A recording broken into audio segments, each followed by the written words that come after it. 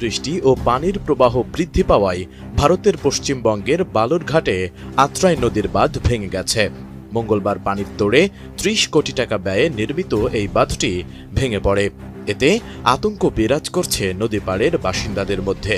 সেই সাথে যেহেতু নদীটি ভারত হয়ে বাংলাদেশে প্রবেশ করেছে, তাই এর ব্যাপক প্রভাব পড়তে পারে বাংলাদেশেও। নদীটি বাংলাদেশে আত্রাই নদী নামে পরিচিত। বন্যা মোকাবেলায় গত বছর এই নদীতে বাঁধ দেওয়ার কাজ শুরু করে ভারত সরকার। এর আগে বাঁধ নির্মাণ কাজ চলাকালে গত ফেব্রুয়ারিতে বন্যার পানির তোড়ে বাঁধ ভেঙে যাওয়ার খবর ছড়িয়েছিল। সেই সময় প্রশাসনের পক্ষ থেকে মেরামতের কাজ দ্রুত করা হয়েছিল, কিন্তু মঙ্গলবার সকালে ওই মেরামত করা অংশই ফের ভেঙে পড়েছে। এতে ব্যাপক উদ্বেগ ছড়িয়ে পড়েছে। এর মধ্যেই টানা বৃষ্টিতে নদীর পানির স্তর কয়েক